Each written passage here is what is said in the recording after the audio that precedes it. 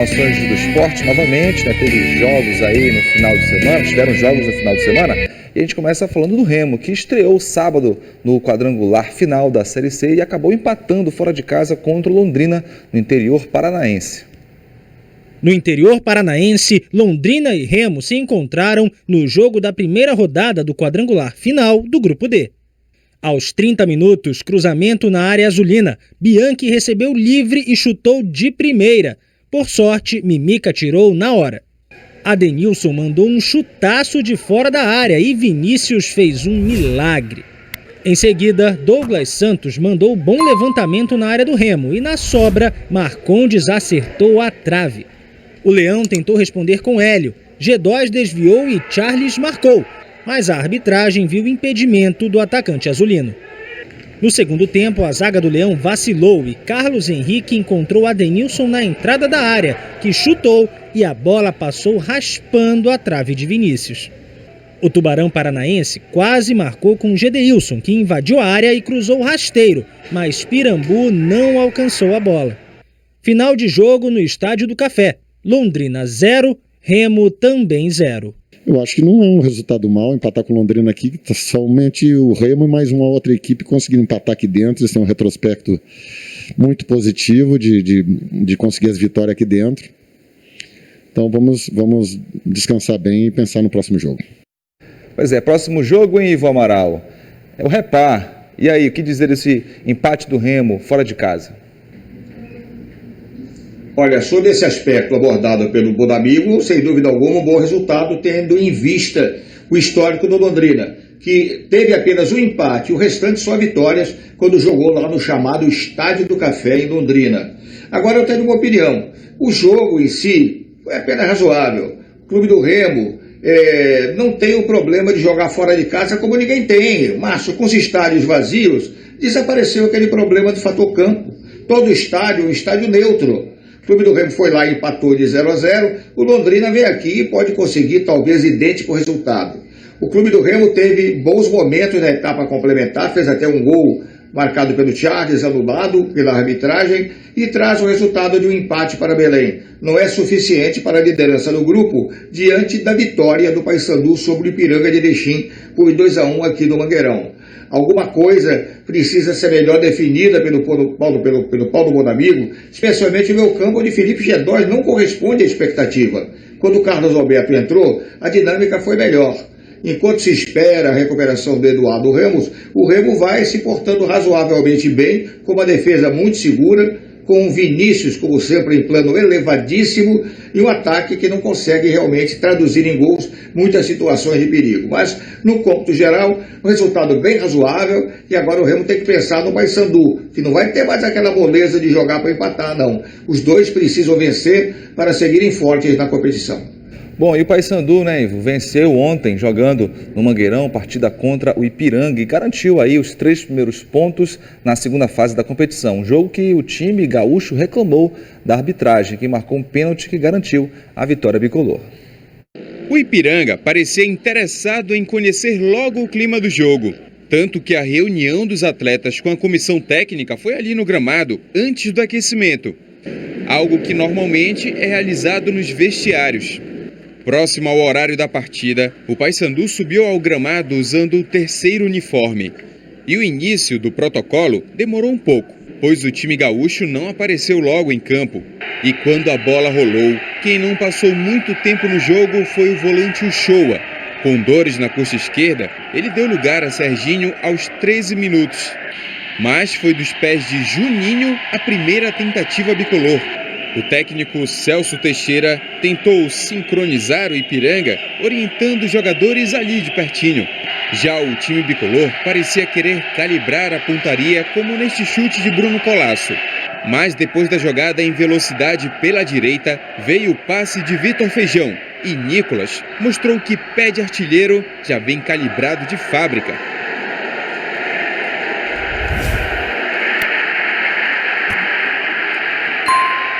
Décimo sexto do maior goleador do time no ano, sexto dele no Brasileiro.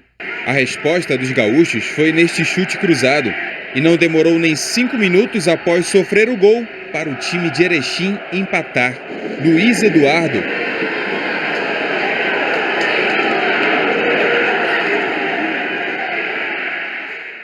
Aí o jogo ficou mais pegado e polêmico.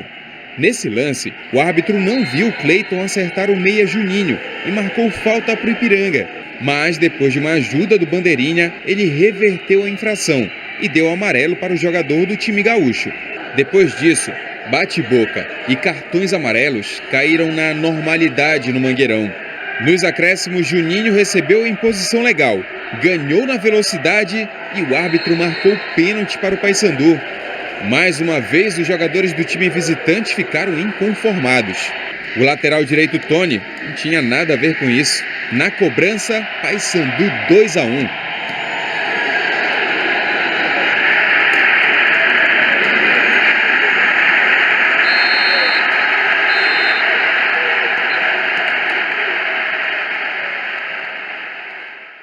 E na volta do intervalo, o chute de Juninho quase virou o frango do goleiro David.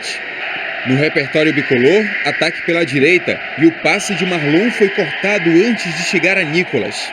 Na sequência, em uma disputa de bola, o atacante bicolor tomou essa chegada, que o árbitro avaliou como jogada normal.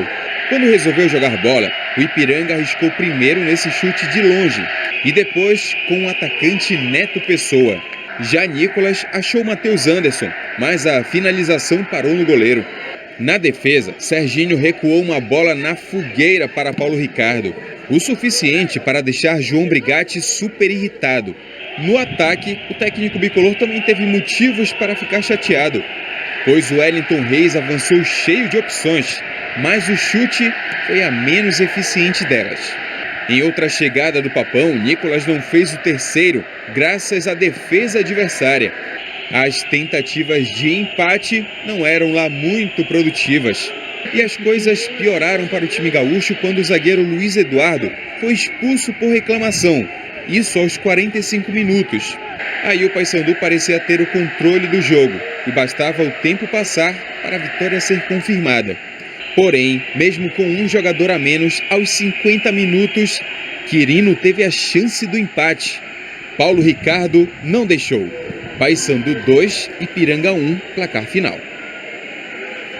A gente não pode perder o foco da campanha que a gente vem fazendo. Nós fizemos um bom jogo aqui contra uma grande equipe. Nós perdemos o jogo, como eu falei, por um erro da arbitragem, porque foi determinante no momento crucial do jogo.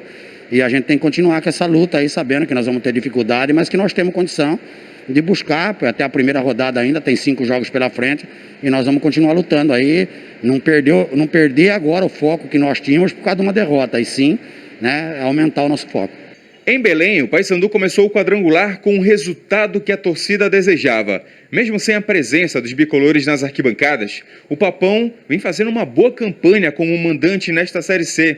Em 10 jogos, o time perdeu apenas uma vez, empatou 3 partidas e nesse final de semana chegou à 6ª vitória. Dá um destaque para a nossa torcida fiel bicolor, que tem nos ajudado demais, mesmo numa situação tão difícil que vive o país hoje, mais de 6 mil ingressos que eles compraram, ingresso virtual, isso tem nos ajudado demais e acho que nós estamos dentro de campo, principalmente os nossos atletas, honrando a camisa do Paysandu e que continue assim, que continue prestigiando, que hoje foi a primeira batalha de uma guerra que eu tenho certeza que com esse empenho, com esse esforço de todos nós, você pode ter certeza que nós vamos conseguir o nosso objetivo, que é o acesso para a Série B de 2021. Ivo, Brigatti falando, né? Não há torcida na arquibancada, mas o torcedor de alguma forma também dando aquele incentivo aos jogadores, né? Olha a palavra do Brigatti, né? Quase prometendo a subida do Paysandu, a sonhada Série B. Márcio, você é um apaixonado de futebol desde criança, sabe que esses lances vão se repetir durante o ano inteiro. Jogador em velocidade, partindo para a área, goleiro mergulhando nos pés do adversário, e aí fica aquela dúvida, bateu ou não bateu no cara? Provocou a queda do jogador que ia em direção ao gol, embora em sentido esquinado, ou não? O Londrina reclama, dizendo que o goleiro pulou, mas conseguiu recolher as mãos a tempo e não derrubou intencionalmente o jogador do Paysandu. Se é briga para longo tempo, tem que aturar os comentaristas de arbitragem que também nem sempre acertam, mas de qualquer maneira o Paysandu não teve nada com isso, aproveitou a chance, Tony bateu, fez 2-1. Uma pena a perda do Shoa, que é um jogador de alta regularidade, figura importante e titular absoluto no meio campo. Serginho entrou e também não comprometeu. O Paysandu teve Nicolas como artilheiro, ele andava rareando seus gols, mas parece que acertou o caminho. Vitor Feijão vai se efetivando como titular da ponta direita e ressalto mais uma vez o grande goleiro que o Paysandu tem. Depois de 8 anos ali esquecido, Paulo Ricardo assumiu a meta e hoje é uma figura indispensável do Paysandu. Está numa caminhada excelente, eu espero que ele mantenha essa boa forma e garanta outras vitórias do Papão até o final desta competição, Márcio.